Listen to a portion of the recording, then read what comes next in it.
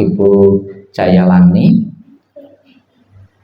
pernah ada salah satu suku di Indonesia ini, ada seorang pemuda ketika pergi ke sebuah hutan, di dalam semak-semak itu dia mendapati ketemu dengan kerangka manusia.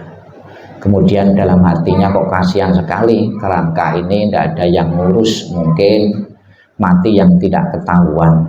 Kemudian dia secara spontan itu membuka bajunya, kemudian untuk madai kerangka-kerangka tadi. Setelah diwadahi, diperlakukan sebaik-baiknya, ya.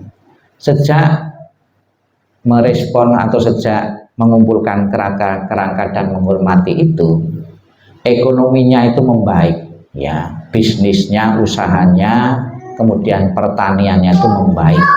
Kemudian dia cerita dengan kampung di situ bahwa saya setelah mengambil kerangka-kerangka, menghormati kerangka-kerangka, ya, kok ekonomi saya itu membaik. Kemudian cerita dari mulut ke mulut.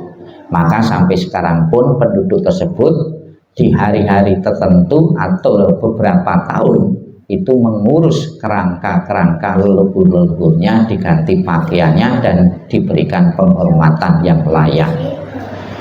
Bapak Ibu sekali yang saya hormati, cerita ini di Indonesia. Di India, ya, itu juga ada satu keyakinan bahwa merawat, memelihara, mempersembahkan makanan-makanan atau sajian kepada leluhur-leluhur yang telah tiada, itu juga ada efek positifnya, bukan saja pada satu keluarga. Bahkan ketika Sang Buddha pun pernah menyadarkan ada beberapa syarat-syarat kesejahteraan satu negara. Salah satunya Sang Buddha mengatakan, apakah suku Waji masih menghormati leluhur-leluhurnya, masih memberikan persembahan-persembahan kepada leluhur di suku Waji? Dikatakan iya. Kalau iya, berarti di situ masih jauh dari keruntuhannya, akan makmur, akan sejahtera suku bangsa tersebut. Demikian pula Bapak Ibu, dalam salah satu kesempatan ada seorang anak yang dipesan oleh orang tuanya, nanti kalau saya mati, tolong untuk mendapatkan keselamatanmu, kamu menghormati beberapa arah. Nah, betul, orang tuanya meninggal, anaknya patuh kepada nasihat orang tuanya. Begitu orang tuanya meninggal, dia tetap menjalankan menghormati, ya, bangun pagi-pagi di depan rumah, kemudian menghormati beberapa arah dengan motivasi untuk mendapatkan keselamatan dengan cara penghormatan tersebut. Satu ketika melakukan penghormatan beberapa arah, itu Sang Buddha lewat mau pindah mata. Kemudian Sang Buddha bertanya, untuk apa kamu melakukan ini? Bahwa saya menerima pesan dari orang tua, untuk mendapatkan keselamatan saya harus menghormati beberapa arah mata angin. Kemudian Sang Buddha di saat itu mengajar Dharma.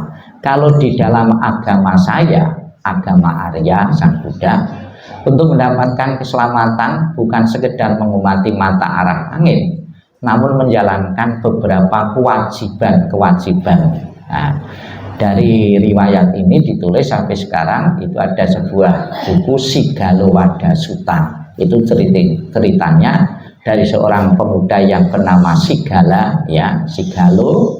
Itu Sang Buddha pesan kepada Sigalowada Sutta ini tentang beberapa kewajiban yang harus dijalankan seseorang untuk mendapatkan keselamatan. Saya ambilkan contoh misalnya saja di rumah tangga agar selamat, kewajiban suami kepada istrinya, kewajiban istri kepada suaminya, kewajiban anak kepada orang tuanya, kewajiban orang tua kepada anaknya. Di kalangan umat Buddha itu lebih dominan dibicarakan tentang kewajiban, bukan hak yang harus diterima, tapi kewajiban dulu dijalankan. Bahkan ada yang mengatakan Sigalowada Sutta itu seolah-olah sebagai wilayah peraturan bagi umat awam, ya. Di samping juga ada sekelumit di dalamnya kewajiban seorang biku kepada umatnya, di samping ada juga kewajiban umatnya kepada biku. Salah satu kewajiban ya yang disinggung oleh Sang Buddha yang berkaitan dengan leluhur yang telah tiada ditulis dalam Sigalawadha Sutta. Kewajiban seorang anak terus memberikan persembahan kepada orang tuanya yang telah tiada. Sebelum ada ajaran Sang Buddha pun penghormatan kepada leluhur-leluhur telah ada. Beberapa suku bangsa ada yang memakai patokan bulan ya. Di Indonesia itu ada yang mayoritas itu pakai bulan Ruwah ya. Ruwah itu bulan sebelum puasa itu ada, mereka berbondong-bondong pergi ke kuburan dengan membawa kembang, itu juga satu bentuk penghormatan. Kemudian di masyarakat Chinese di bulan April ya, Cengbing ya. Ada lagi di Meksiko ya, itu bulan dan tanggal-tanggal tertentu, maka ada atraksi yang festival itu bikin tengkorak-tengkorak di rumah-rumah ini untuk mengingat ya leluhur yang telah tiada. Ada di kalangan agama yang lain, saya pernah dengar November ya, itu Katolik katanya bulan November, bulan arwah ya. Ya, bulan November. Kalau di Buddha itu bulan 7 ya. Itu ada beberapa bulan-bulan itu. Maka di sini pun ya di tempat ini atas nama pengurus menginformasikan ada bulan-bulan tertentu untuk mengirim leluhur-leluhur yang telah tiada. Kemudian Bapak Ibu, di samping Sigalawadha Sutta yang menyinggung tentang penghormatan kepada leluhur, di dalam Mahaparinibbana Sutta itu disinggung juga Sang Buddha memberikan penghormatan kepada orang yang usianya lebih tua, lebih dahulu ya. Ada dalam versi yang lain, menghormati leluhur itu akan mendapatkan umur panjang. Loh kok bisa umur panjang? Karena seringnya menyebut nama orang yang telah mati ya, kan umurnya panjang ya, sekalipun sudah meninggal tetap kita tuh sering menyebutnya ya, membawa efek positif, kita akan berumur panjang. Namun bukan berarti kalau kita menghormati orang yang usianya lebih muda umur kita terpotong, tidak ya. Kalau umur panjang kita mendapatkan efek positif, akan diperpanjang umurnya. Kemudian ada salah satu sutta lagi namanya Theravada Sutta ya. Theravada Sutta itu siapapun yang bersimpati kepada leluhur dengan mempersembahkan persembahan-persembahan itu akan mendapatkan umur panjang juga, kesejahteraan dan lain sebagainya.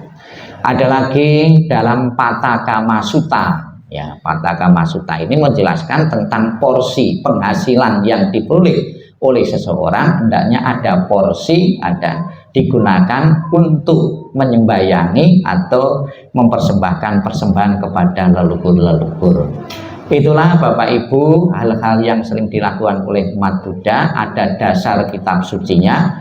Semoga ya para umat Buddha semakin yakin bahwa mendoakan, mengirim doa itu ada efek positifnya bagi leluhur yang telah tiada, terbantu untuk terakhirnya di alam bahagia, alam surgawi.